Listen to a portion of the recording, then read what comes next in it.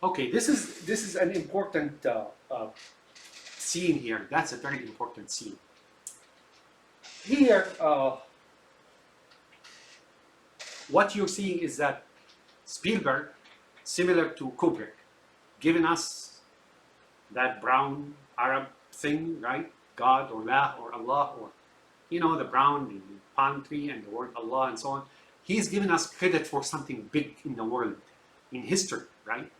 And that is lifting education, bringing education and lifting it up for the multi races, like so many races.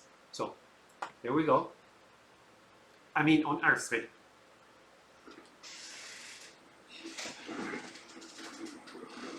So here there's red, there's whatever, and then I think you see the two kids that you saw earlier at the house of Dennis Weaver when he was talking to his wife, and they were preparing for war, robots, and Huey helicopters, and so on and so forth, right? They were like getting ready for war. So, like I said, while this movie is showing Dennis Weaver as being the victim and the feeble and so on, deep on the inside, you get the feeling that while he's stirring up things, right? And then, doing the horror events, the horrific events of wars, of, you know.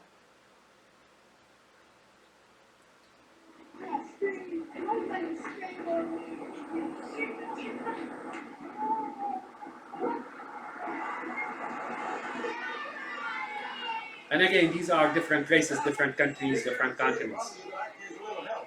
So he can use little help. There was nothing there before Islam, I assure you. They say Greeks and they say whoever. No, what you have in your hand, calculus, math, medicine, you name it. Rational thinking, and universities, police, justice halls, thinking, deep thinking, jurisprudence, law. It's all from Islam. All they're the precursor, right? Social science. It's all Arabs, right? Arabs. They have the, let's say they have the what you call the lion's share of it, right? Other nations came about 300 later, began, got on the wagon of learning and inventions and thinking and innovation and intellect and genius and so on. No denial of that. But the lion's share really of what we have now is just plain translations, right? That's the Arabs, right? Those Arabs in the southwestern Arabia. And if you recall, in 2001 Snake Odyssey, Kubrick has the space station looking down on that part of Arabia, southwest of Arabia, right? That God is focused here. All right. So now he comes and he what he's trying to say here is that he tried to lift humanity, education, and so on, but he was unable to. He's got a small car. And that what he's saying is that why you ask yourself why didn't the Jews bring all this like revolution, right, in science and so on to humanity before the Arabs? What he's saying is that they couldn't. They have a small car. Thing overheated on me and I stopped, let it cool off. Now I can't get her started again. What they're saying is that there was something before and then now they need help. That's not true, false. I done that truck. What truck? The one that just went by here. What truck? They didn't see him, you see? That's also a hint that they didn't see him. No, yes, I didn't notice. I must have been inside trying to get that piece of junk shaking. Well, anyway, how about it? Oh, I don't know. It looks like it goes right underneath the bumper. So what I'm seeing here is I'm seeing Inga from Sweden, Goldilocks here. That's her here. That is North Africa. That is England. I don't know. And there's Germany and so on. And there's like Africa here as well. And right, these are and wearing different colors and so on. Right. So these are the various races and nations that the Arabs came and basically lifted humanity up into the edifice of knowledge and or put them on a train of that gigantic spaceship of science and knowledge and thinking and rational thinking and humanities and Hey, I'm getting off the car. You're going to get hurt. Hey, nah, you're all from there. That goes for you too, Sean. All right, come on now, everybody, back on the track. There Inga is like a problematic girl, right? She's like notice. Wait a minute. Well, we'll see. Now, poor thing, he's gonna cry. So this guy looks like the guy who was in the house playing the role of Dennis Weaver's son, maybe. And this guy is like Germany, or this girl is probably blue. I don't know, Germany maybe. I don't know.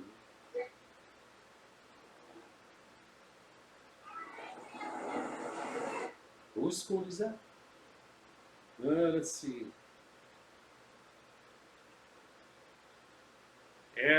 Aronson Blank.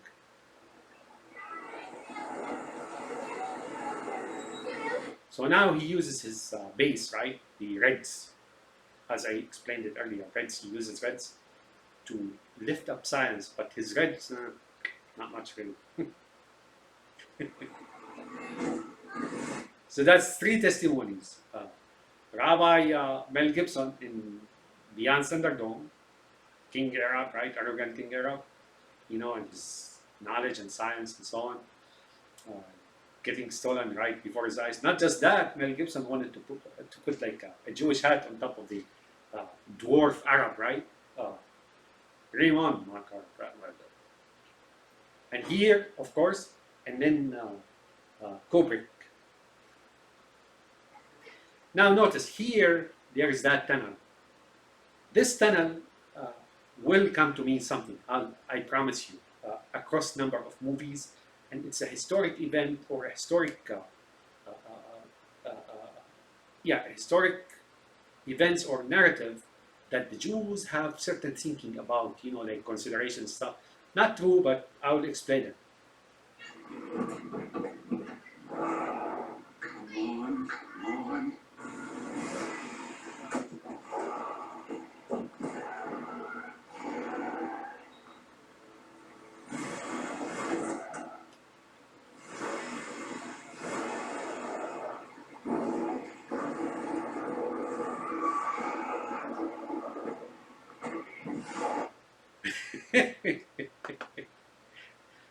This guy, if you can't recognize him now, that means you're not as smart. This guy is this rambunctious looking kid is Obama. Let me tell you something about Obama. I mean, we're gonna have some fun here. It's been a little bit planned so far. I do remember Obama when I was young. Excuse me, fix myself, right? When I was young, like I came to this country, like I told you, we used to work in black neighborhood, right? African American neighborhood, you know, the brothers and so on, with obviously bulletproof and so on. And some of those people that I knew got killed there, immigrants like me. You know? And there comes this guy, right? And I can recognize him, Obama. And then he comes, you know, like, and he asked me, "Deal, gas, checks." Gas means cash, right? They used to go like that. Deal, cash, checks. And when he said that, I can see the gold tooth, right, with an indentation of heart on it. And my answer would be like, no, we don't cash, we don't cash checks, right? Why you do that? It's reality in the hood, right? Because you know for certain, in personal, no matter what the check is, somebody in the hood writes you a check, it's gonna bounce. Why? Because those poor guys don't have money, right? And then he was wearing a brown tie and a brown jacket, right? Where did he get those? I think he stole it from his dead grandfather's closet. One day he went to see his grandmother, who's 9 years old, and he saw that she's being humped, you know, Hump Wednesday, by none other than Sharpton and Jackson and Farrakhan and so on. Sharpton when he was fat, right?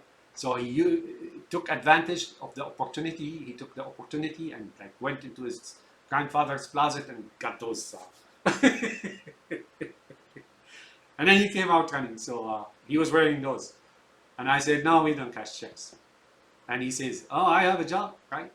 You know, like I said, yeah, I know. You're Netanyahu's pup in the White House, right?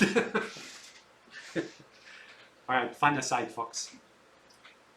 This is a poignant moment. I have some knowledge of history and nations and so on. Nobody ever, no people ever suffered as much and as long as the black African Americans suffered in the West, right? Under slavery. It's been 400 years, and they have yet to recover. They're always downward, right? When did you last time just go into the African American neighborhood and find out how life is? You don't have to get out of the car. I do that sometimes. I used to work there, right? I know. And you drive in there, right? And you see them like standing on the sidewalks and so on.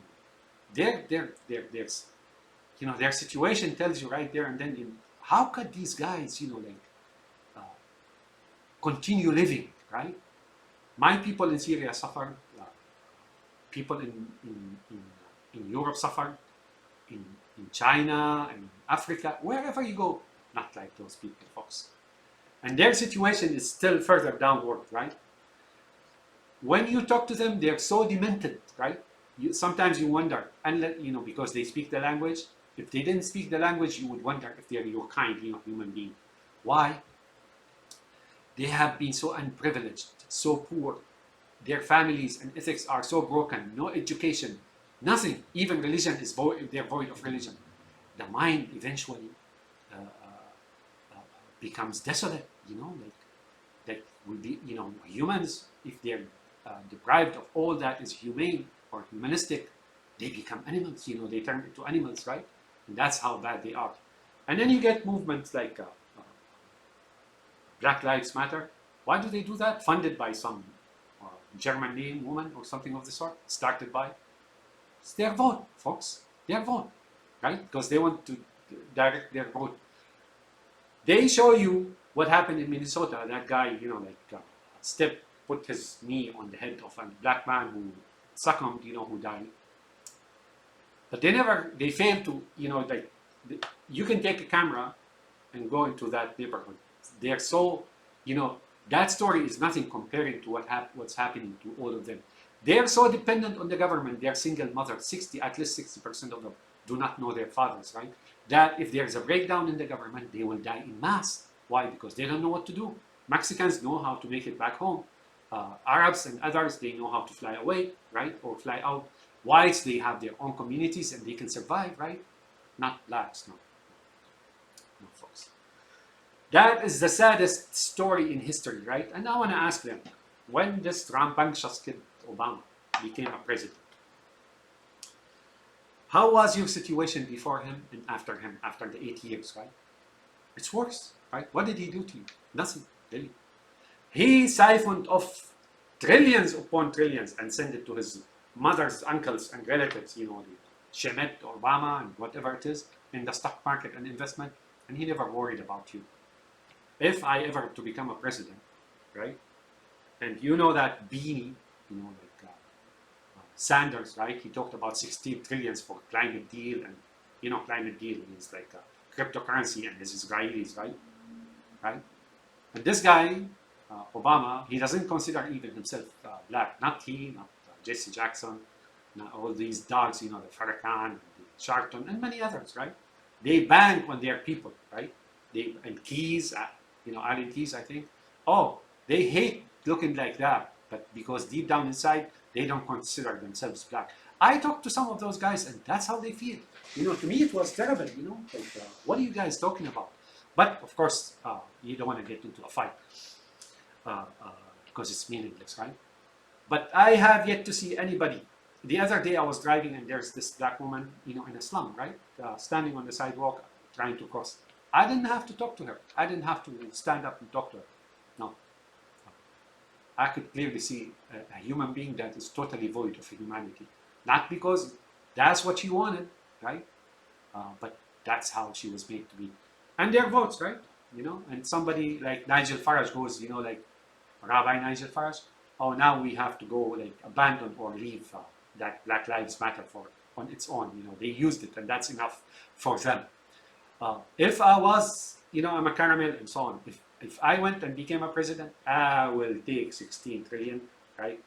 Instead of giving those trillions to the stock market, I would build those blacks, those African Americans, a big metropolis in like West Africa, right? The best that can build and move them there, outside of the control of this thing here. That's right, ruling them, and they're being used. They're being used. You know, whenever you see, I heard a piece of news here in Chicago that those looting, the ones who went looting, whether here or in Minnesota, that there was guys that are not black, not black. They were paying them money to go break that into the shops and so on and so forth. That's how evil these people are. And if you try, so for example, suppose I became a president, and I'm not going to be, right? And then I took all these trillions which goes to the stock market or went to the stock market by Obama himself and tried to liberate those African American, they will not allow them to be liberated. No, they're close. And when time comes, and if needed, they will be armed and they will start like fighting on behalf of those Dennis Weaver and whoever it is, right? That's how it is. That's how ruthless these guys are. Like I said, you black folks, you can hate me all you want, but that's what this fuck is, you know? That's what he did. He doesn't care about you. He's as demented as it gets, right? He will sell anything for $1. Basic and simple, right? I made some fun of him. Not a few blacks, no. One day, there was a guy in the West, a rancher. He said, and I quote, that the African Americans or blacks were better off under slavery than after slavery. Oh, all hell broke loose. You know, those Russian outlets called Fox News and stuff like that. Oh, they came after him. But you know what? I didn't see it that way. I saw that he's right, because when they were still in slavery, they had a house they didn't have to pay for. They had a homestead. They had food, blah, blah, blah, blah. Now they're on their own, right? The government basically gives them $100 per mother a week or something of the sort. If one of them found a job, like good job, that good paying job, they would have been made like to bow down and lick boot, right, of those investors before they're given a job, and they think they've done something big and great, right? You know, they achieved something. Like, remember George Jefferson? Now we have a piece of the pie. You never have the piece of the pie. Nor will they give you a piece of the pie, so long you're under their jurisdiction here. That's what I'm talking about here. So yeah, I made fun of that. Fuck Obama, you know, stealing and this, blah blah. But that's the situation of the blacks, folks. That's the situation of the blacks. As unfortunate as it sounds. Anyway, back to fun again.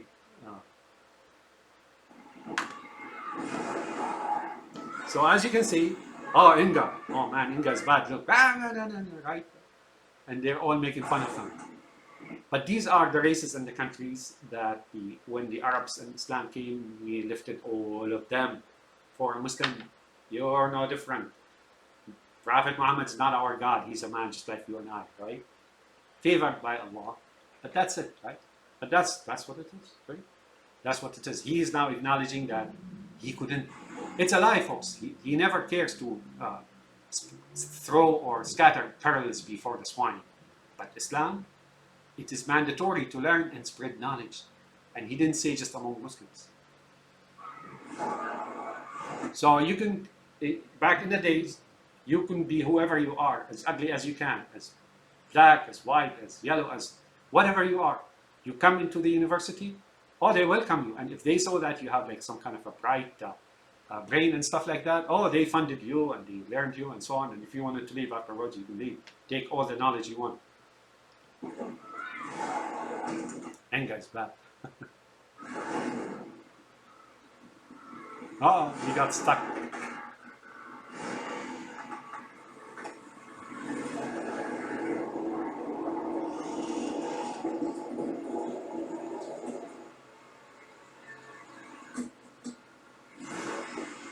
This is German. This is Hilga. There goes Obama again. Wrong bunch of kid.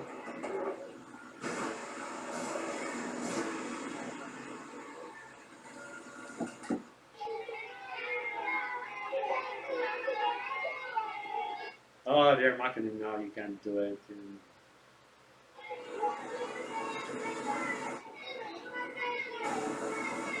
Come on, man. This guy is like He looks like I would say Helmut Schmidt, or no, Helmut Kohl.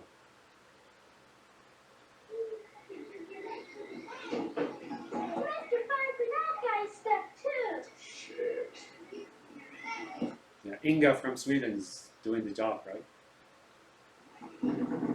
She's wily with those Goldilocks and so on.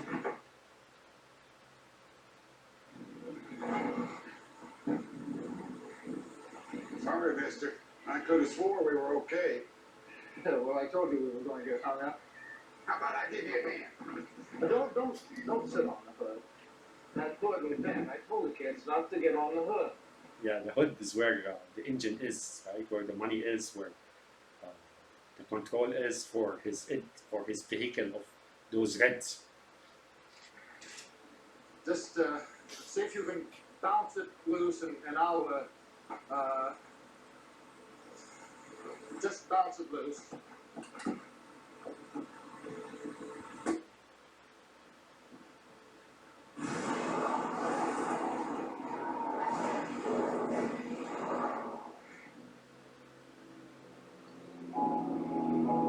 Now that evil truck comes with that music, ominous, horror music. He's approaching slowly, and notice the vibrations in the smoke and that evil sound of muffler. Slowly but surely. Remember Mo and company, you know, slowly I turn.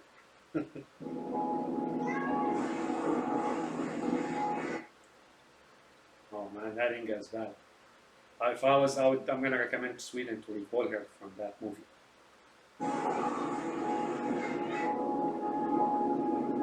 That's also in this movie. They are also trying to say the other races are not appreciative of him or anybody else. You know, while he was trying to help them, they were mocking him. Right? He couldn't do it. He couldn't do it. They're rambunctious. That's what he's saying. They're portraying them or depicting them or presenting them as like ingrates, you know, useless and stuff like that.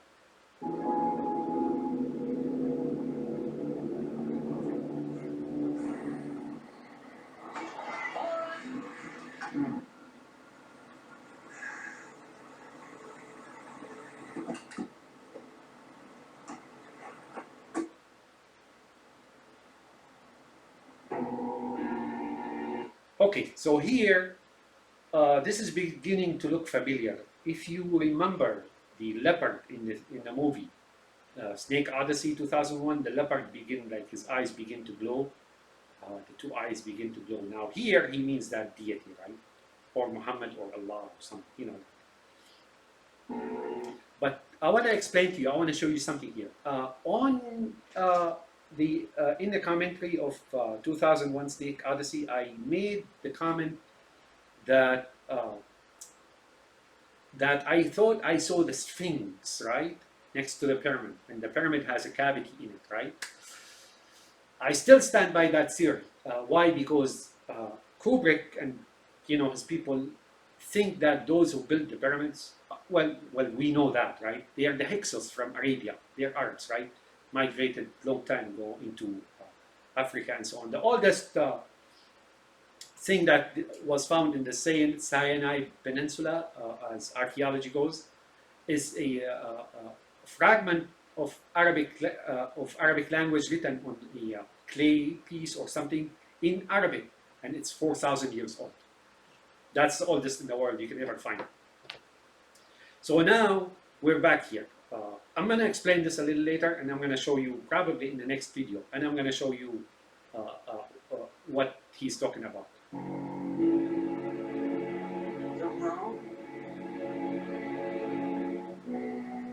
The bastard turned around and came back. Okay, I'm going to stop this video, and I'm going to do that one in the next. That's 48. I'm going to explain to you what this here is.